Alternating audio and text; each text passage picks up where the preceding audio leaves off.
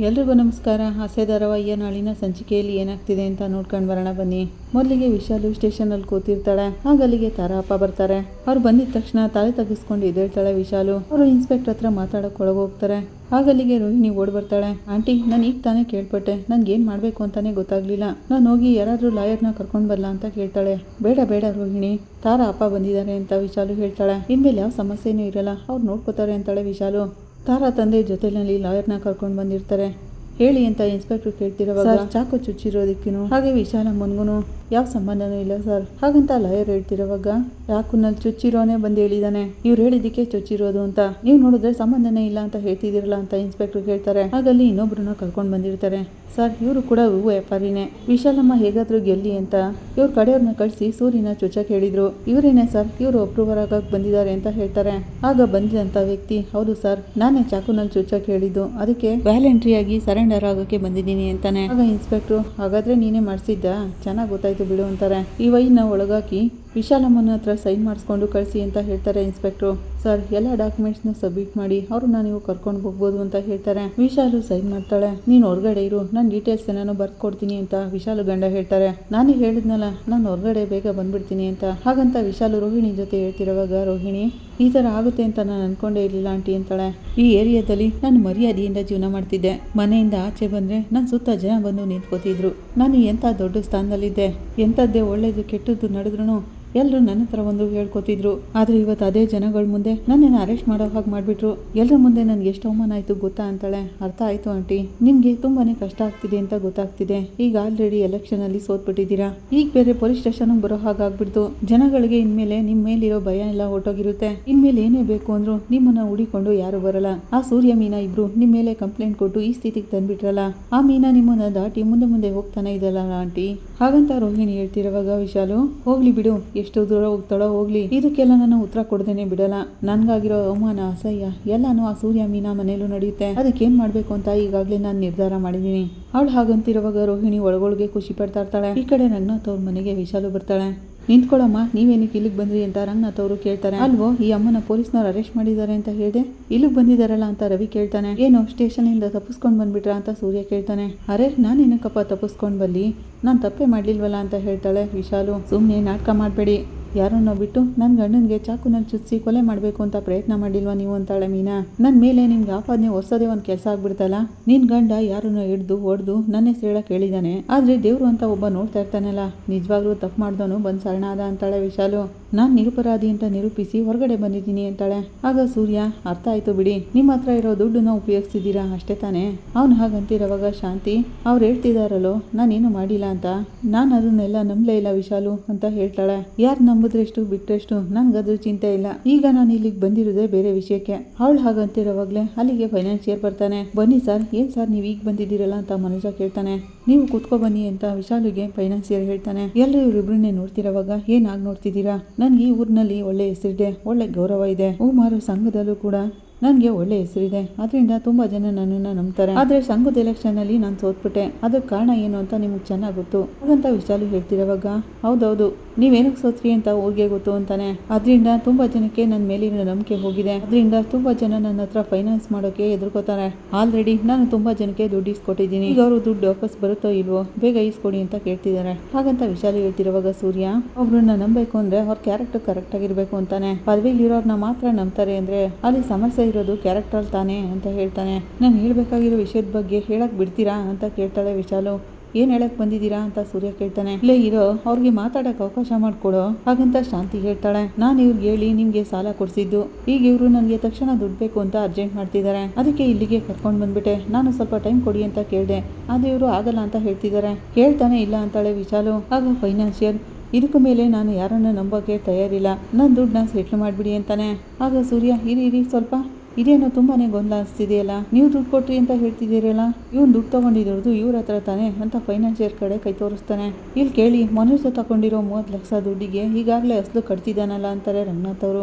Sir, ಬರೀ 30 ಲಕ್ಷನಾ? ಅದಕ್ಕಿಂತ ಜಾಸ್ತಿ ತಗೊಂಡಿದ್ದಾರಲ್ಲ, ಅದನ್ನ ಯಾರು ಕೊಡ್ತಾರೆ ಅಂತ ಫೈನಾನ್ಷಿಯರ್ ಕೇಳ್ತಾನೆ. ಆಗ ಶಾಂತಿ ಮುನರ್ಜಿ ಇಬ್ರು ಮುಖ ನೋಡ್ಕೋತಾ ಇರ್ತಾರೆ. ಅದಕ್ಕಿಂತ ಜಾಸ್ತಿನಾ ಅಂತ ರವಿ ಕೇಳ್ತಾನೆ. ಲೇ, ಏನೋ ಹೇಳ್ತಿದ್ದಾರೆ ಇವರು ಅಂತ ಕೇಳ್ತಿರೋವಾಗ, ಅದಕ್ಕಿಂತ ಜಾಸ್ತಿ ಅಂದ್ರೆ 18 ಲಕ್ಷ ಸಾಲ ತಗೊಂಡಿದ್ದಾರೆ ಅಂತ ಹೇಳ್ತಾನೆ ಫೈನಾನ್ಷಿಯರ್. ಎಲ್ಲ ಸೇರಿ ಒಟ್ಟು 48 ಲಕ್ಷ ಆಯ್ತು ಅಂತ ಹೇಳ್ತಾನೆ. 48 ಲಕ್ಷನಾ ಅಂತ ಸೂರ್ಯ ಹೇಳ್ತಾನೆ. ಇವನನ್ನ ನಂಬಿ ಅಷ್ಟೊಂದು ದುಡ್ಡು ಹೇಗೆ ಕೊಟ್ರಿ ಅಂತ ಹೇಳ್ತಾನೆ ಸೂರ್ಯ. ನನ್ನ ಮೇಲಿರೋ ನಂಬಿಕೆಯಿಂದ ಅಷ್ಟು ದುಡ್ಡನ್ನ ಕೊಟ್ಟರು ಅಂತ ವಿಶಾಲು ಹೇಳ್ತಾಳೆ. ಅದು ಮಾತ್ರ ಕಾರಣ ಅಲ್ಲ, ಈ ಮನೆ ಮೇಲಿನ ನಂಬಿಕೆಯಿಂದ ಕೊಟ್ಟೆ ಅಂತಾನೆ ಫೈನಾನ್ಷಿಯರ್. ಅರ್ಥ ಆಗ್ಲಿಲ್ಲ ಅಂತ ಸೂರ್ಯ ಕೇಳ್ತಾನೆ. ಈ ಮನೆ ಪತ್ರನ ನನ್ನ ಹತ್ರ ಅಡ್ಬಿಟ್ಟು ದುಡ್ಡು ತಗೊಂಡಿದ್ದಾರೆ ಅಂತ ಹೇಳ್ತಾನೆ ಫೈನಾನ್ಷಿಯರ್. ಹಾಗೆಲ್ಲರೂ ಕೋಪ ಮಾಡ್ಕೊಂಡಿರ್ತಾರೆ. ಶಾಂತಿ ಮನೋಜ ಒಬ್ರಿಗೊಬ್ರು ಮುಖ ನೋಡ್ಕೋತಾ ಇರ್ತಾರೆ. ಮನೆ ಪತ್ರನ ಅಂತ ರವಿ ಕೇಳ್ತಾನೆ. ಆಗ ರಂಗನಾಥ್ ಅವರು, ಸರ್ ನಮ್ಮ ಮನೆ ಪತ್ರ ಬ್ಯಾಂಕಲ್ಲಿದೆ, ಅದೇಗೆ ನಿಮ್ಮ ಹತ್ರ ಬಂತು ಅಂತ ಕೇಳ್ತಾರೆ. ಅವ್ರು ಹಾಗಂತಿರುವಾಗ ಫೈನಾನ್ಷಿಯರ್ ನನ್ನ ಹತ್ರ ದುಡ್ಡು ತಗೊಂಡು ಬ್ಯಾಂಕ್ ಕಟ್ಟಿ ಮನೆ ಪತ್ರನ ತಗೊಂಡು ಬಂದು ನನ್ನ ಹತ್ರ ಇಟ್ಟಿದ್ದಾರೆ ಅಂತಾನೆ. ರಂಗನಾಥ್ ಅವರು ಶಾಂತಿ ಕಡೆಗೆ ನೋಡ್ತಾರೆ. ಶಾಂತಿ ಮನೋಜ ಇಬ್ರು ತಲೆ ತೆಗೆಸ್ಕೊಂಡಿರ್ತಾರೆ. ಶಾಂತಿ ಏನ್ ಹೇಳ್ತಿದ್ದಾರೆ ಇವರು ಅಂತ ಕೇಳ್ತಾರೆ. ರಂಗನಾಥ್ ಅವರು ಹಾಗಂತಿರುವಾಗ ಅದೇ ಫೈನಾನ್ಷಿಯರ್ ಹೇಳ್ತಿದಾರಲ್ಲ, ದುಡ್ಡು ಕೊಟ್ಟಿರೋದಕ್ಕೆ ತಾನೇ ಕೇಳ್ತಿರೋದು ಅಂತ ವಿಶಾಲು ಹೇಳ್ತಾಳೆ. ಏನಮ್ಮ ಇದು 48 ಲಕ್ಷ ಅಂತ ಹೇಳ್ತಿದಾರಲ್ಲ ಅಂತ ರವಿ ಕೇಳ್ತಾನೆ. ಇಲ್ಲ ಕಣೋ, ನಾನು ಅಷ್ಟೊಂದು ದುಡ್ಡೆಲ್ಲ ತಗೊಂಡಿಲ್ಲ ಅಂತ ಶಾಂತಿ ಹೇಳ್ತಾಳೆ. ಏನ್ ಸರ್ ಹೀಗೆ ಹೇಳ್ತಿದ್ದೀರಾ ಅಂತಿರುವಾಗ, ಏನಮ್ಮ ದುಡ್ಡು ತಗೊಂಡು ಮಾತಕ್ಕೆ ತಪ್ತಿದ್ದೀರಾ? ನೀವು ಆಫೀಸಿಗೆ ಬಂದು ದುಡ್ಡು ತಗೊಂಡಿದ್ದೆಲ್ಲ ನಮ್ಮ ಆಫೀಸ್ CCTV ನಲ್ಲಿ ರೆಕಾರ್ಡ್ ಆಗಿದೆ ಅಂತಾರೆ ಫೈನಾನ್ಷಿಯರ್. ಆ ಎವಿಡೆನ್ಸ್ ಎಲ್ಲಾನು ನಾನು ಇಲ್ಲಿ ತೋರಿಸ್ಲಾ ಅಂತ ಕೇಳ್ತಾರೆ. ಅವರು ದುಡ್ಡು ತಗೊಂಡಿರೋದಕ್ಕೆ ಡಾಕ್ಯುಮೆಂಟ್ಸ್ ಪ್ರೂಫ್ ಏನಾದ್ರು ಇದೆಯಾ ಅಂತ ಕೇಳ್ತಾಳೆ ಶ್ರುತಿ. ಅದಿಲ್ದೇನೆ ನಾನು ಇಲ್ಲಿಗೆ ಬರ್ತೀನ ಅಂತ ಹೇಳಿ ಫೈನಾನ್ಷಿಯರ್ ತನ್ನ ಹತ್ರ ಇರೋ ಡಾಕ್ಯುಮೆಂಟ್ಸ್ನ ತೋರಿಸ್ತಾನೆ. ಇದು ಇವರಿಬ್ರು ಸೈನ್ ಮಾಡಿರೋ ಡಾಕ್ಯುಮೆಂಟ್ಸ್ ಅಂತಾನೆ. ನಾನು ಎಲ್ಲಾನು ಪ್ರೊಫೆಷನಲ್ ಆಗಿ ಮಾಡ್ತೀನಿ, ನನ್ಗೆಲ್ಲ ಗೊತ್ತು ಅಂತ ಫೈನಾನ್ಷಿಯರ್ ಹೇಳ್ತಿರೋವಾಗ, ಹೌದೌದು ಬಡ್ಡಿನ ಏರ್ಸೋದಿಲ್ಲ ಚೆನ್ನಾಗೇ ಗೊತ್ತು ನಿಮ್ಗೆ ಅಂತಾನೆ. ಆಗ ರಂಗನಾಥ್ ಅವರು, ಸ್ವಲ್ಪ ಇರೋ ಸೂರ್ಯ, ಸರ್ ಇದರಲ್ಲಿ ನನಗೆ ಗೊಂದಲ ಇದೆ. ಬ್ಯಾಂಕಲ್ಲಿರೋ ಮನೆ ಪತ್ರ ತಗೊಳಕ್ಕೆ ನಾನು ಸೈನ್ ಮಾಡಬೇಕು, ನಾನು ಸೈನ್ ಮಾಡಿದೆ ಅದೇಗೆ ನಡೆಯುತ್ತೆ ಅಂತ ಕೇಳ್ತಾರೆ. ಹೌದಲ್ವಾ, ಅಪ್ಪ ಸೈನ್ ಮಾಡಿದೆ ಮನೆ ಪತ್ರ ಹೇಗೆ ಸಿಕ್ತು ಅಂತಾನೆ ರವಿ. ಬ್ಯಾಂಕ್ನಲ್ಲಿ ಮನೆ ಪತ್ರ ಇಡೋಕೆ ಮತ್ತೆ ವಾಪಸ್ ತಗೊಳಕ್ಕೆ ಅಪ್ಪನ ಸೈನ್ ಇಲ್ಲದೆ ಆಗೋದೇ ಇಲ್ಲ. ಹಾಗಂತ ಅವ್ನು ಕೇಳ್ತಿರೋವಾಗ, ಸರಿಯಾಗಿ ಹೇಳ್ದೆ ನೋಡು, ಯಾವ್ದಾವ್ದೋ ಪತ್ರ ತಂದು ಕೊಟ್ಟು ನಮ್ಮನ್ನ ಏಮರ್ಸ್ಬೇಕು ಅಂತ ಅನ್ಕೊಂಡಿದ್ದೀರಾ ಅಂತ ಸೂರ್ಯ ಕೇಳ್ತಾನೆ. ನಾನು ಯಾಕಪ್ಪ ಹಾಗೆ ಮಾಡಲಿ, ಪತ್ರನ ವಾಪಸ್ ತಗೊಂಡು ಬರ್ಬೇಕಾದ್ರೆ ನಿಮ್ಮಪ್ಪ ಸೈನ್ ಮಾಡಿದ್ದಾರೆ ಅಂತ ಹೇಳ್ತಾನೆ ಫೈನಾನ್ಷಿಯರ್. ಸರ್ ನಾನು ಯಾವಾಗ ಸೈನ್ ಮಾಡಿದೆ ಅಂತ ರಂಗನಾಥ್ ಅವರು ಕೇಳ್ತಾರೆ.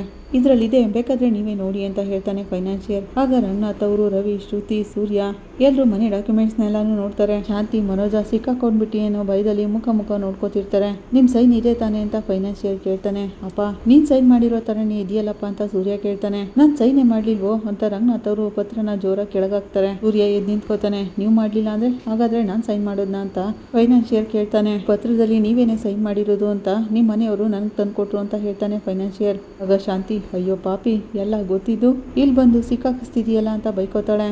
ಶಾಂತಿ ಏನ್ ನಡೀತಿದೆ ಇಲ್ಲಿ, ಇವ್ರು ಏನ್ ಹೇಳ್ತಿದ್ದಾರೆ, ಬ್ಯಾಂಕ್ ಅಲ್ಲಿರೋ ಪತ್ರ ಹೇಗ್ ಹೊರಗ್ ಬಂತು, ಇವ್ರ ಕೈಗೆ ಹೇಗ್ ಸೇರ್ತು, ಇದರಲ್ಲಿ ನನ್ ಸೈನ್ ಹೇಗ್ ಬಂತು ಅಂತ ಕೇಳ್ತಾರೆ ರಂಗನಾಥ್ ಅವರು. ಆಗ ಫೈನಾನ್ಷಿಯರ್, ನೀವೇನೆ ಸೈನ್ ಮಾಡಿರೋದು ಅಂತ ಹೇಳ್ತಾನೆ. ಸರ್ ನಮ್ಮ ಮಾವ ಹೇಳ್ತಿದಾರಲ್ಲ ಸೈನ್ ಮಾಡ್ಲಿಲ್ಲ ಅಂತ, ಮತ್ತಿನ್ನೇನು ಅಂತ ಮೀನಾ ಕೇಳ್ತಾಳೆ. ಮತ್ತೆ ಹೇಗೆ ಇದ್ರಲ್ಲಿ ಅವ್ರ ಸೈನ್ ಬಂತು ಅಂತ ಕೇಳ್ತಾನೆ ಫೈನಾನ್ಷಿಯರ್. ಆಗ ಶ್ರುತಿ, ಇದ್ರಲ್ಲೇನೋ ಚೀಟಿಂಗ್ ನಡೆದಿದೆ ಮಾವ ಅಂತಾಳೆ. ಆಗ ರಂಗನಾಥ್ ಅವರು, ಸರ್ ಇದು ನನ್ ಸೈನೆ, ಆದ್ರೆ ಇದನ್ನ ನಾನ್ ಮಾಡ್ಲಿಲ್ಲ ಅಂತಾರೆ. ಇಲ್ಲ ಸರ್, ಪತ್ರನ ನನ್ನ ಹತ್ರ ಅಡ್ಬಿಟ್ಟು ನಿಮ್ ಸೈನೆ ಇದೆ ಅಂತ ನನ್ನ ಹತ್ರ ಮತ್ತೆ ಒಂದು ದುಡ್ಡು ತಗೊಂಡಿದ್ದಾರೆ ಇವರು ಅಂತಾನೆ. ನನ್ನನ್ನು ನೋಡಿದ್ರೆ ನಿಮ್ಗೇನು ಮುಟ್ಟಾಳ ಅನಿಸ್ತಿದ್ಯಾ? 48 ಲಕ್ಷ ನನಗೆ ಬರಲಿಲ್ಲ ಅಂದರೆ ನಾನು ಪೊಲೀಸಿಗೆ ಕಂಪ್ಲೇಂಟ್ ಕೊಡ್ತೀನಿ ಅಂತಾನೆ ಫೈನಾನ್ಷಿಯರ್. ಆಗ ಸೂರ್ಯ, ನಮ್ಮಪ್ಪ ಸೈನ್ ಮಾಡಿಲ್ಲ ಅಂತ ಹೇಳ್ತಿರ್ಬೇನಯ್ಯ, ಮತ್ತೆ ಅದನ್ನೇ ಹೇಳ್ತಿದೀಯಲ್ಲ ಅಂತಾನೆ.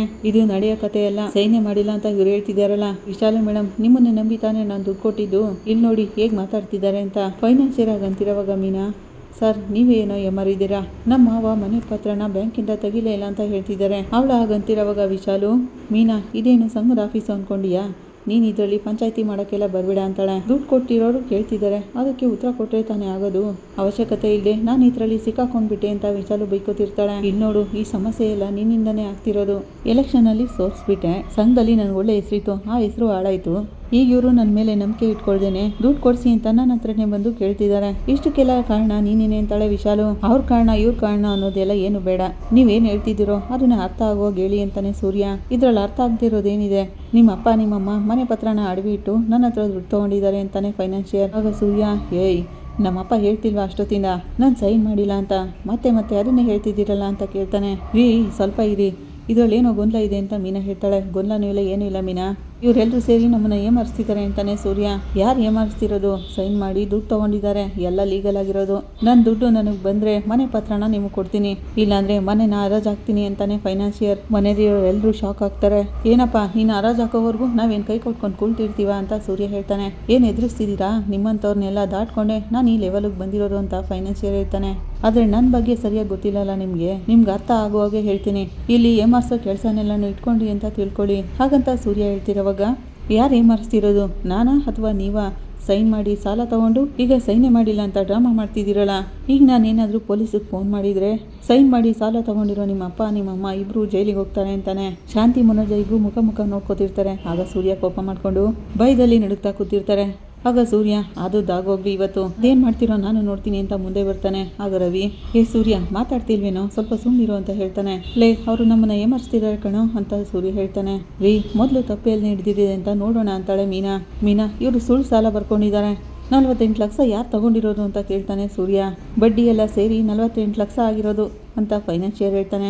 ಅದೇನು ಮಾಡ್ತಿರೋ ಮಾಡಿ ಅಂತ ಸೂರ್ಯ ಹೇಳ್ತಿರೋವಾಗ ಸೂರ್ಯ ಸ್ವಲ್ಪ ಇರು, ನೋಡಿ ಸರ್ ನಾನು ಸೈನೇ ಮಾಡಿಲ್ಲ, ಅದೇಗೆ ಸೈನ್ ಮಾಡಿ ನಾನು ದುಡ್ಡು ತಗೊಂಡಿದ್ದೀನಿ ಅಂತ ರಂಗನಾಥ್ ಅವರು ಕೇಳ್ತಾರೆ. ಅಯ್ಯೋ ಸರ್, ನೀವು ಸೈನ್ ಮಾಡಿರೋ ಪತ್ರನೇ ನಿಮ್ಮ ವೈಫು ನನಗೆ ತಂದ್ಕೊಟ್ಟಿದ್ದು ಅಂತಾನೆ ಫೈನಾನ್ಷಿಯರ್. ಅಪ್ಪ ತಪ್ಪೆಲ್ಲಿ ನಡೀತು ಅಂತ ಈಗ ಗೊತ್ತಾಗ್ತಿದೆ ಅಪ್ಪ ಹಾಗಂತೇಳಿ ಸೂರ್ಯ ಮನೋಜನ್ ಕೂತ್ಕೆ ಪಟ್ಟಿ ಇಟ್ಕೊಂಡು ಮೇಲೆತ್ತಾನೆ. ಯಾಕೋ ಹೀಗೆ ಮಾಡಿದೆ, ಇದೆಲ್ಲ ನಿನ್ ಕೆಲಸನೇ ತಾನೆ ಅಂತ ಕೇಳ್ತಾನೆ.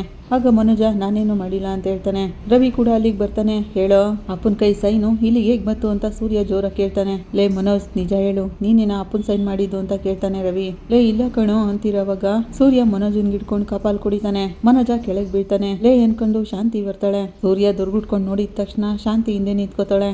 ಅಪ್ಪನ್ ನೋಡು ಹೇಗ್ ಕೂತಿದ್ದಾರೆ ಅಂತ ನೋಡು, ನಿನ್ನಿಂದಾಗಿ ಕಂಡ್ಕೊಂಡವ್ರ ಮುಂದೆ ಎಲ್ಲ ತಲೆ ತೆಗೆಸ್ಕೊಂಡು ಕೂತಿದ್ದಾರೆ. ಮರ್ಯಾದೆಯಾಗಿ ಹೇಳು, ನೀನ್ ತಾನೇ ಅಪ್ಪನ್ ಸೈನ್ ಮಾಡಿರೋದು, ಹೇಳು ಅಂತ ಸೂರ್ಯ ಮನೋಜನ್ ಹೊಡಿಯೋಕೆ ಕೈ ಎತ್ತುತ್ತಾನೆ. ಆಗ ಮನೋಜ ಎದುರ್ಕೊಂಡು ಅದು ಕಣ ಅಪ್ಪನ್ ಸೈನ್ ನಾನೇ ಮಾಡಿದ್ದು ಅಂತಾನೆ. ಆಗ ರವಿ ಮನೋಜನ್ ಕೂತ್ಕೆ ಪಟ್ಟಿ ಇಟ್ಕೋತಾನೆ. ಇದೆಂತ ಫೋರ್ಜರಿ ಗೊತ್ತೇನೋ, ನೀನ್ ಸಾಲ ತಗೊಳ್ಳೋದಕ್ಕೆ ಅಪ್ಪನ್ ಸೈನ್ನ ಫೋರ್ಜರಿ ಮಾಡಿದೀಯಾ ಅಂತ ಇಟ್ಕೋತಾನೆ. ಅಮ್ಮ ಹೇಳಿನೇ ಕಣೋ ಈ ರೀತಿ ಮಾಡಿದ್ದು ಅಂತ ಮನೋಜ ಹೇಳ್ತಾನೆ. ಆಗ ಕುತ್ಕೆ ಪಟ್ಟಿನ ಬಿಟ್ಬಿಡ್ತಾನೆ. ಆಗೆಲ್ರು ಶಾಂತಿ ಕಡೆ ತಿರುಗಿ ನೋಡ್ತಾರೆ. ರಂಗನಾಥ್ ಅವರು ಶಾಂತಿ ಹತ್ರ ಬರ್ತಾರೆ.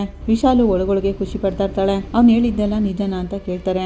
ಇಲ್ಲ ರೀ ಅದು ಅಂತಿರೋವಾಗ್ಲೇ ರಂಗನಾಥ್ ಅವರು ಕುಸ್ತು ಬೀಳೋ ತರ ಇರ್ತಾರೆ. ಆಗ ಮೀನಾ ಶ್ರುತಿ ಇಬ್ರು ಮಾವ ಅಂತ ಓಡ್ ಬಂದು ಹಿಡ್ಕೋತಾರೆ. ಏನು ಆಗಿಲ್ಲ ಬಿಡಮ್ಮ ಅಂತ ಹೇಳಿ ಮನೋಜ್ ಹತ್ರ ಹೋಗ್ತಾರೆ. ಇಷ್ಟು ವರ್ಷ ನಾನು ದುಡ್ಡು ತಗೊಂಡು ಓಡೋಗ್ತಿದ್ದೆ, ಆದ್ರೆ ಈ ಸರಿ ನನ್ನ ಸೈನ ಫೋರ್ಜರಿ ಮಾಡಿ ನನ್ನ ಸಾಲ್ಗಾರನಾಗಿ ಮಾಡ್ಬಿಟ್ಟಿಯಲ್ಲ. ಅವ್ರು ಹಾಗಂತಿರೋವಾಗ ಇಲ್ಲಪ್ಪ ಅಂತ ಮನೋಜ್ ಹೇಳಕ್ ಬರ್ತಾನೆ. ಆಗ ರಂಗನಾಥ್ ಅವರು ಅವ್ನಿಗೆ ಹಿಡ್ಕೊಂಡು ಚೆನ್ನಾಗಿ ಹೊಡಿತಾರೆ. ಯಾರೋ ಹೇಳ್ಕೊಟ್ಟಿದ್ದು ನಿನ್ಗೆ ಫೋರ್ಜರಿ ಮಾಡಕ್ಕೆ, ಹೇಳೋ ಅಂತ ಹೊಡಿತಾ ಇರ್ತಾರೆ. ಏನ್ರಿ ಅಂತ ಶಾಂತಿ ಕೇಳಕ್ ಹೋಗಿ ಅವ್ರು ಹೊಡಿಯೋದ್ ನೋಡಿ ಹಿಂದೆ ನಿಂತ್ಕೋತಾಳೆ. ಹೇಳೋ ಅಂತ ರಂಗನಾಥ್ ಅವರು ಹೊಡಿತಾನೆ ಇರ್ತಾರೆ. ಆಗ ಫೈನಾನ್ಷಿಯರ್ ಎದ್ದು ಬರ್ತಾನೆ. ಸರ್ ಸಾಕು, ನಿಮ್ ಮನೆ ಸಮಸ್ಯೆನೆಲ್ಲಾನು ಆಮೇಲೆ ಇಟ್ಕೊಳ್ಳಿ, ನನ್ಗೆ ನಾನು 48 ಲಕ್ಷ ಈಗಲೇ ಬರಲೇಬೇಕು ಅಂತ ಕೇಳ್ತಾನೆ. ಆಗ ಶ್ರುತಿ, ಹಲೋ ಮಾವನ್ ಸೈನ ಮನೋಜ್ ಅವರು ಫೋರ್ಜರಿ ಮಾಡಿರೋದು, ಈ ಡಾಕ್ಯುಮೆಂಟ್ಸೇ ಫೇಕ್ ಅಂತಾಳೆ. ನನ್ಗದೆಲ್ಲ ಗೊತ್ತಿಲ್ಲ, ನನ್ನ ಹತ್ರ ಡಾಕ್ಯುಮೆಂಟ್ಸ್ ಇದೆ, ನನಗೆ ನನ್ನ 48 ಲಕ್ಷ ಬರಲೇಬೇಕು, ಇಲ್ಲ ಅಂದ್ರೆ ಈ ಮನೆನ ಹರಾಜಾಗಿ ದುಡ್ಡು ತಗೋತೀನಿ ಅಂತ ಹೇಳ್ತಾನೆ. ಸರ್ ಇವನು ನನ್ನೇ ಏಮರ್ಸಿದಾನೆ ಸರ್, ನಿಜವಾಗ್ಲೂ ನಂಗೆ ಇದೆಲ್ಲ ಗೊತ್ತೇ ಇಲ್ಲ ಅಂತಾರೆ ರಂಗನಾಥ್ ಅವರು. ನಿಮ್ ತರನೇ ಫೋರ್ಜರಿ ಮಾಡಿ ನನ್ನ ಹತ್ರ ಪತ್ರ ಕೊಟ್ಟಿದ್ದಾರಲ್ಲ, ಏನ್ ವಿಶಾಲಮ್ಮ ಇಂಥವ್ರಿಗೆ ನೀವು ಶ್ಯೂರಿಟಿ ಕೊಟ್ಟಿರೋದು ಅಂತ ಕೇಳ್ತಾನೆ ಫೈನಾನ್ಷಿಯರ್. ಆಗ ವಿಶಾಲು, ಇವರೆಲ್ಲ ಈ ತರ ಮಾಡ್ತಾರೆ ಅಂತ ನನ್ಗೆ ಸರ್ ಗೊತ್ತಾಗ್ಬೇಕು ಅಂತ ಹೇಳ್ತಾಳೆ. ಶಾಂತಿ ಶಾಕ್ ಇಂದ ಅವ್ರನ್ನೇ ನೋಡ್ತಾ ಇರ್ತಾಳೆ. ನನ್ಗೇನೆ ಆಶ್ಚರ್ಯ ಆಗ್ತಿದೆ ಸರ್ ಅಂತಾಳೆ ವಿಶಾಲು. ನನ್ಗೆ ನನ್ ದುಡ್ಡು ಬರಲೇಬೇಕು, ಈಗ 48 ಲಕ್ಷ ನನಗೆ ತಂದು ಕೊಡಿ ಅಂತ ಕೇಳ್ತಾನೆ ಫೈನಾನ್ಸಿಯರ್. ಸರ್ ನನ್ಗೆ ಏನ್ ಮಾಡ್ಬೇಕು ಅಂತಾನೆ ಗೊತ್ತಾಗ್ತಿಲ್ಲ, ಸ್ವಲ್ಪ ಟೈಮ್ ಕೊಡಿ ಅಂತ ರಂಗನಾಥ್ ಅವರು ಕೇಳ್ತಾರೆ. ಹಾಗೆಲ್ಲ ಟೈಮ್ ಕೊಡೋಕ್ಕಾಗಲ್ಲ ಸರ್, ನನ್ನ ದುಡ್ಡು ನನಗೆ ಬರಬೇಕು ಅಂತಾನೆ ಫೈನಾನ್ಷಿಯರ್. ಇಲ್ಲ ಅಂದ್ರೆ ಲೀಗಲ್ ಆಗಿ ಆಕ್ಷನ್ ತಗೋಬೇಕಾಗುತ್ತೆ ಅಂತಾನೆ. ಸರ್ ನನಗೆ ಗೊತ್ತಿಲ್ಲದೆ ಇರೋ ಹಾಗೆ ಸೈನ್ ಮಾಡ್ಬಿಟ್ಟಿದ್ದಾನೆ ಅಂತಾರೆ ರಂಗನಾಥ್ ಅವರು. ನಿಮ್ಮನ್ನೇ ಏಮಾರ್ಸಿರೋ ನಿಮ್ಮ ಮಗ ನನ್ನನ್ನ ಏಮಾರ್ಸಲ್ಲ ಅಂತ ಏನ್ ಗ್ಯಾರಂಟಿ? ಅವತ್ತು ನೀವು ಆಫೀಸ್ಗೆ ಬಂದು ಮಾತಾಡಿದಾಗ ನೀವು ತುಂಬಾ ನ್ಯಾಯವಾದಿಗಳು ಅಂತ ಅನ್ಕೊಂಡೆ, ಆದ್ರೆ ನಿಮ್ ಮಗ ನಿಮ್ ತರ ಇಲ್ವೇ? ಆಗ ರಂಗನಾಥ್ ಅವರು ಶಾಂತಿನ ನೋಡ್ತಾರೆ. ಶಾಂತಿ ತಲೆ ತಗ್ಗಿಸ್ಕೋತಾಳೆ. ಮನೋಜ ಕೂಡ ತಲೆ ತಗ್ಗಿಸ್ಕೊತಾನೆ. ನನ್ಗೆ ನನ್ ದುಡ್ಡು ಬಂದ್ರೆ ಸರಿ, ಇಲ್ಲ ಅಂದ್ರೆ ಮನೇನ ಜಪ್ತಿ ಮಾಡಿಸ್ತೀನಿ ಅಂತಾನೆ. ಆಗ ಸೂರ್ಯ, ತಪ್ಪು ಮಾಡಿದ್ದು ಅವನು, ಒಂದ್ ಪೋರ್ಷನ್ ಮಾತ್ರ ನಮ್ಮ ಅಮ್ಮನಪ್ಪ ಕಟ್ಟಿದ್ದು, ಮಿಕ್ಕಿದಿ ಮನೆನೆಲ್ಲಾನು ನಮ್ಮಪ್ಪ ಕಷ್ಟಪಟ್ಟು ಕಟ್ಸಿದ್ದು, ನೀನ್ ಕೇಳ್ದೆ ಅಂತ ನಾವು ಕೊಡೋಕ್ಕಾಗಲ್ಲ ಅಂತಾನೆ ಸೂರ್ಯ. ಹಾಗಾದ್ರೆ ನನ್ ದುಡ್ಡು ನನ್ ಕೊಟ್ಬಿಡಿ, ಮನೆ ಪತ್ರ ಕೊಟ್ಟು ನಾನು ಹೋಗ್ತಾ ಇರ್ತೀನಿ ಅಂತಾನೆ ಫೈನಾನ್ಷಿಯರ್. ಈಗ ತಾನೇ ವಿಷಯ ಹೇಳ್ತಿರೋದು, ತಕ್ಷಣ ಕೊಡು ಅಂದ್ರೆ ಎಲ್ಲಿಂದ ಕೊಡೋದು ಅಂತಾನೆ ಸೂರ್ಯ. ಇಲ್ಲಿ ನೋಡಿ ಸರ್, ಈ ಮನೆ ನಮ್ಗೆ ದೇವಸ್ಥಾನ ಇದ್ದಂಗೆ, ಇದನ್ನ ಯಾರಿಗೂ ಕೊಡೋಕ್ಕಾಗಲ್ಲ, ದಯವಿಟ್ಟು ನಮ್ಗೆಲ್ಲ ಸ್ವಲ್ಪ ಟೈಮ್ ಕೊಡಿ ಅಂತ ಕೇಳ್ತಾಳೆ ಮೀನಾ. ಏನಮ್ಮ ನಾನು ನೋಡಿದ್ರೆ ನಿಮ್ಗೆ ಮುಟ್ಟಾಲನ್ ತರ ಕಾಣಿಸ್ತಿದ್ದೀನಾ? 48 ಲಕ್ಷ ನನಗೆ ಬರ್ಲಿಲ್ಲ ಅಂದ್ರೆ ಅಂತ ಹೇಳ್ತಿರೋವಾಗ ಸೂರ್ಯ, ದುಡ್ಡು ತಾನೇ, ಹೇಗಾದ್ರೂ ನಾನು ತಂದ್ಕೊಡ್ತೀನಿ. ಅವ್ನು ಹಾಗಂತಿರೋವಾಗ ಹೇಗಾದ್ರು ಅಂದ್ರೆ ನಿಮ್ಮಣ್ಣ ನಿಮ್ಮಪ್ಪನ ಸೈನ್ ಮಾಡಿ ನನ್ನನ್ನು ಏಮಾರಿಸಿದಾನೆ, ನೀನು ನಿಮ್ಮ ಅಪ್ಪನ ಥರನೇ ಸೈನ್ ಮಾಡಿ ಯಾರನ್ನಾದ್ರೂ ಏಮಾರಿಸಿ ತಗೊಂಡ್ ಬರ್ತೀಯಾ ಅಂತ ಕೇಳ್ತಾನೆ ಫೈನಾನ್ಷಿಯರ್. ವಿಶಾಲು ನಗ್ತಾ ಇರ್ತಾಳೆ. ಒಬ್ಬ ಕಳ್ಳನ ಒಬ್ಬ ರೌಡಿನ ಬೆಳೆಸಿದಾರ ನಿಮ್ಮಪ್ಪ ಅಂತ ಕೇಳ್ತಾನೆ. ಆಗ ಸೂರ್ಯ, ಅವಶ್ಯಕತೆ ಇಲ್ಲದೆ ಬೇರೆ ಎಲ್ಲ ಮಾತಾಡ್ಬೇಡ, ದುಡ್ಡು ತಂದು ಕೊಡ್ತೀನಿ ಅಂತ ಹೇಳ್ತಿದ್ದೀನಲ್ವಾ ಅಂತ ಕೇಳ್ತಾನೆ. ವಿಶಾಲು, ಏನಪ್ಪ ಸೂರ್ಯ ನೀನೇನು ಯೋಚನೆ ಮಾಡದೆ ಮಾತಾಡ್ತಿದೀಯಲ್ಲ, ಎಲ್ಲ ಮಾತಾಡ್ಬಾರ್ದಪ್ಪ, 48 ಲಕ್ಷ ಅದೇಗ್ ನೀನ್ ಕೊಡ್ತೀಯಾ ಅಂತ ಕೇಳ್ತಾಳೆ. ನೀನ್ ಮಾಡೋ ಡ್ರೈವರ್ ಕೆಲಸದಲ್ಲಿ ಅಷ್ಟೊಂದೆಲ್ಲ ಸಂಪಾದನೆ ಮಾಡೋಕ್ಕಾಗುತ್ತಾ ಅಂತ ಕೇಳ್ತಾಳೆ. ಇಲ್ಲ ಅಂದ್ರೆ ನೀನ್ ಹೆಂಡ್ತಿ ಹೂ ಕಟ್ಟಿ ಸಂಪಾದನೆ ಮಾಡ್ಕೊಡ್ತಾಳ ಅಂತ ಅಂತ ಕೇಳ್ತಾಳೆ. ಆಗ ಮೀನಾ, ಇದು ನಮ್ಮ ಕುಟುಂಬದ ವಿಷಯ, ನೀನ್ ತಲೆ ಇಡ್ಬೇಡ ಅಂತ ಹೇಳ್ತಾಳೆ. ಇವರು ನನ್ನನ್ನ ನಂಬಿತಾನೆ ದುಡ್ಡು ಕೊಟ್ಟಿರೋದು, ನಿಮ್ಮಿಂದಾಗಿ ನನ್ಗೆ ತಾನೇ ಕೆಟ್ಟ ಹೆಸರು ಅಂತಾಳೆ ವಿಶಾಲು. ಆಗ ಫೈನಾನ್ಷಿಯರ್, ಸರ್ ನಿಮ್ಮ ಮಗ ಫೋರ್ಜರಿ ಮಾಡಿ ಸೈನ್ ಮಾಡಿದ್ದಾನೆ, ಈಗ ನಾನು ಪೊಲೀಸ್ಗೆ ಕಾಲ್ ಮಾಡಿದ್ರೆ ನಿಮ್ಮ ಮಗನ ಅರೆಸ್ಟ್ ಮಾಡಿ ಕರ್ಕೊಂಡು ಹೋಗ್ತಾರೆ ಅಂತಾನೆ. ಈಗ ನಾನು ದುಡ್ಡು ಕೊಡೋದ್ರ ಬಗ್ಗೆ ಏನ್ ಹೇಳ್ತೀರಾ ಅಂತ ಕೇಳ್ತಾನೆ. ಏನ್ ಹೇಳುದು ಸರ್, ನನ್ನ ಮಗನೇ ನನ್ನ ಸೈನ್ನ ಫೋರ್ಜರಿ ಮಾಡಿದ್ದಾನೆ, ನನ್ನ ಹೆಂಡತಿ ನನ್ನ ಮಗ ಇಬ್ರು ಫೋರ್ಜರಿ ಮಾಡಿ ಸಾಲ ತಗೊಂಡಿದ್ದಾರೆ. ಇದನ್ನೆಲ್ಲ ಕೇಳಿ ನಾನು ಜೀವಂತವಾಗಿರೋದೇ ಹೆಚ್ಚು. ರಂಗನಾಥ್ ಅವರು ಹಾಗಂತಿರುವಾಗ ಅಪ್ಪ ಅಂತಾರೆ ರವಿ ಸೂರ್ಯ ಇಬ್ರು. ಏನಪ್ಪಾ ಅಂತ ಕೇಳ್ತಾರೆ. ಇಲ್ಲಿ ನೋಡಿ, ನಮ್ಗೇನೆ ಗೊತ್ತಿಲ್ಲದಿರೋ ಹಾಗೆ ಇದೆಲ್ಲ ನಡೆದೋಗಿದೆ, ನಮಗೆ 1 ವರ್ಷ ಟೈಮ್ ಕೊಡಿ, ಈ ಸಾಲನೆಲ್ಲ ತೀರಿಸ್ತೀನಿ ಅಂತಾನೆ ಸೂರ್ಯ. ಏನು 1 ವರ್ಷನ ಅಂತ ಫೈನಾನ್ಷಿಯರ್ ಕೇಳ್ತಾನೆ. ಹೌದು, 1 ವರ್ಷದಲ್ಲಿ ನಾನು ಸಾಲ ತೀರಿಸ್ತಿಲ್ಲ ಅಂದ್ರೆ ನನ್ನ ಮನೇನ ಹರಾಜಾಕ್ಬಿಡಿ ಅಂತಾನೆ. ಹಾಗಂತ ಪತ್ರದಲ್ಲಿ ಬರ್ಕೊಡ್ತೀನಿ ಅಂತಾನೆ. ಫೈನಾನ್ಷಿಯರ್ ವಿಶಾಲಮ್ಮನ ಕಡೆ ನೋಡ್ತಾನೆ. ವಿಶಾಲಮ್ಮ ಸನ್ನೆ ಮಾಡ್ತಾಳೆ. ಆಗ ರವಿ, 48 ಲಕ್ಷ ಸರ್, ದೊಡ್ಡ ಅಮೌಂಟು, ನಮಗೆ ಟೈಮ್ ಕೊಡಿ, ನಾವು ಕಟ್ತೀವಿ ಅಂತ ಹೇಳ್ತಾನೆ. ಸರ್ ಸಾಲ ಮಾಡಿದರೆ ಸರಿ, ತಕ್ಷಣ ದುಡ್ಡು ಕೊಡಿ ಅಂದರೆ ಎಲ್ಲಿಂದ ತಂದು ಕೊಡೋದು ಅಂತಾಳೆ ಶ್ರುತಿ. ಮನೋಜ್ ದುಡ್ಡು ಕಟ್ತಾರೆ ಅಂತ ನನಗೆ ನಂಬಿಕೆ ಇಲ್ಲ ಅಂತಾನೆ ಫೈನಾನ್ಷಿಯರ್. ನೀವು ಅವನನ್ನೇನು ನಂಬೋದೇನು ಬೇಡ, ನನ್ನನ್ನು ನಂಬಿ ನಾನೇ ದುಡ್ಡು ಕೊಡ್ತೀನಿ ಅಂತ ಹೇಳ್ತಿದ್ದೀನಲ್ಲ ಅಂತಾನೆ ಸೂರ್ಯ. ನನ್ನ ಗಂಡ ಹೇಳಿದ್ಮೇಲೆ ಖಂಡಿತ ಆ ಕೆಲಸ ಮಾಡ್ತಾರೆ, 1 ವರ್ಷ ಟೈಮ್ ಕೊಡಿ ಅಂತಾಳೆ ಮೀನಾ. ಒಬ್ಬ ಪಾಪಿ ಮಗನ ಎತ್ಬಿಟ್ಟಿದ್ದೀನಿ, ನನ್ನ ಹೆಂಡ್ತಿನೂ ಅವನ ಜೊತೆನೆ ಸೇರ್ಕೊಂಡ್ಬಿಟ್ಲು. ಈ ಮನೆಯಲ್ಲಿ ನಾವು ಗೌರವವಾಗಿ ಬಾಳ್ವೆ ಮಾಡ್ತಿದೀವಿ, ಇದೇನಾದ್ರೂ ಕೈ ಬಿಟ್ಟೋದ್ರೆ ಇಷ್ಟು ವರ್ಷ ನಾನು ಕಷ್ಟಪಟ್ಟು ಮರ್ಯಾದೆಯಿಂದ ಬಾಳಿರೋದೆಲ್ಲ ಹೊರಟೋಗುತ್ತೆ. ನಿಮ್ಮ ಹತ್ರ ನಾನು ಕೈ ಮುಗ್ದು ಬೇಡ್ಕೊತಿದ್ದೀನಿ ಅಂತ ಕೇಳ್ಕೊತಾರೆ.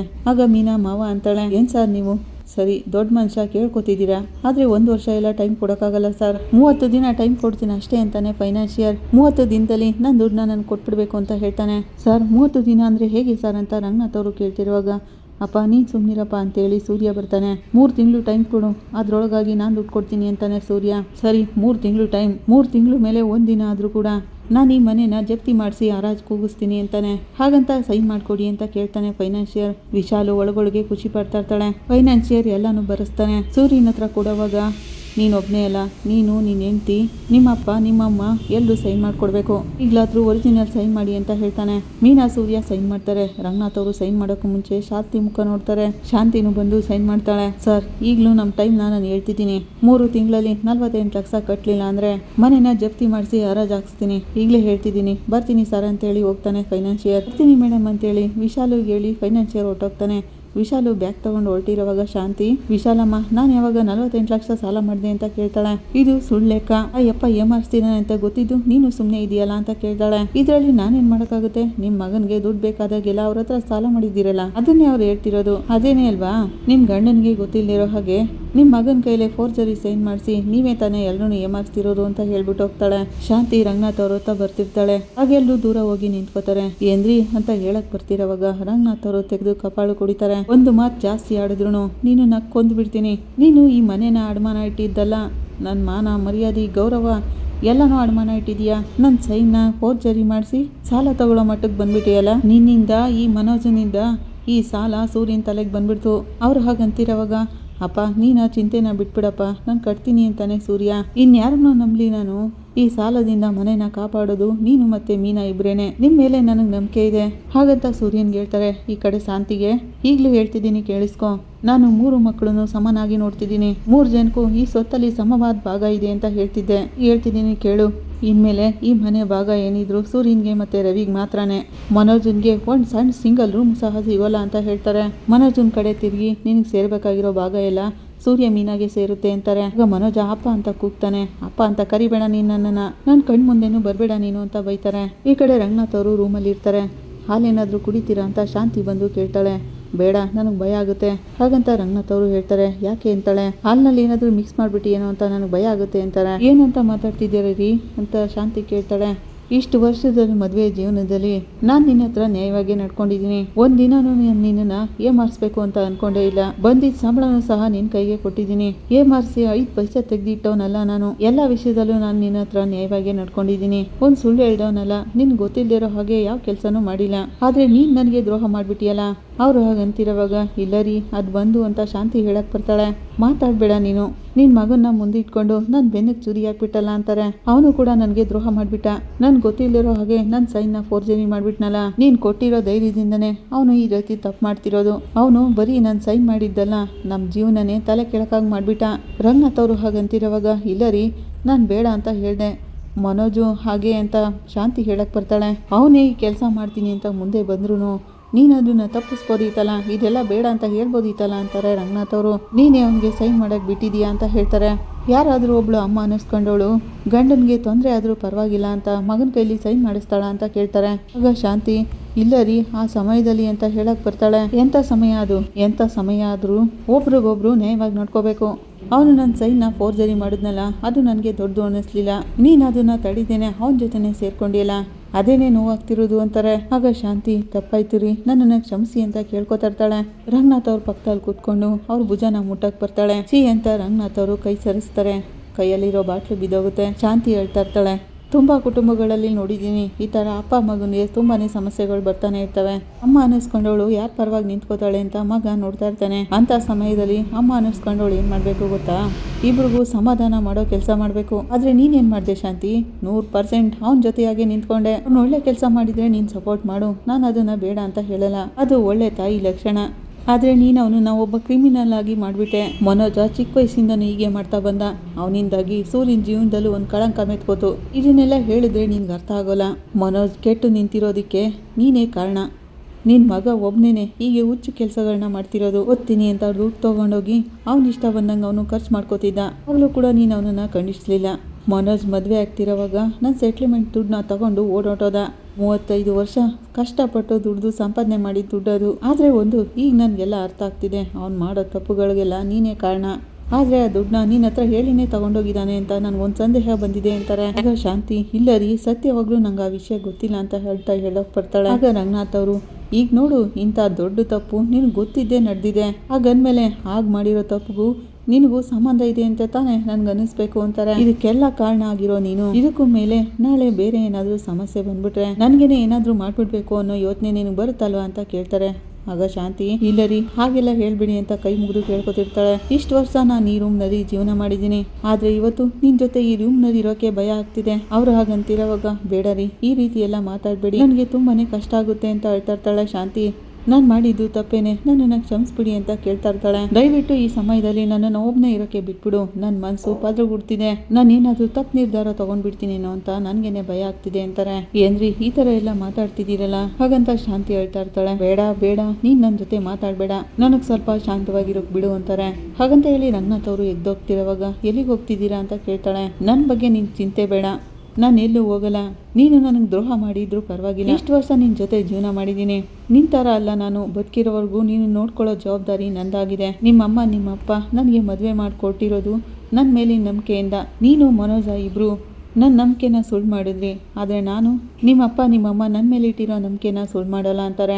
ನನಗೆ ಇನ್ಮೇಲೆ ನೆಮ್ಮದಿಯಾಗಿ ನಿದ್ದೆ ಬರುತ್ತೋ ಇಲ್ವೋ ಅಂತ ನನಗೇನೆ ಹೇಳೋಕ್ಕಾಗಲ್ಲ. ನೀನಾದರೂ ಮಲಗಿ ಚೆನ್ನಾಗಿ ನಿದ್ದೆ ಮಾಡು ಹಾಗಂತ ಹೇಳಿ ರೂಮ್ ಬಾಗಿಲನ್ನ ಜೋರಾಗಿ ಹಾಕೊಂಡು ಹೊರಗಡೆ ಹೋಗ್ತಾರೆ. ಇಲ್ಲಿಗೆ ಈ ಸಂಚಿಕೆ ಮುಕ್ತಾಯ ಆಗುತ್ತೆ. ನಿಮ್ಗೆ ಇಷ್ಟ ಆದರೆ ಲೈಕ್ ಮಾಡಿ, ಕಮೆಂಟ್ ಮಾಡಿ, ಸಬ್ಸ್ಕ್ರೈಬ್ ಮಾಡಿ. Thank you.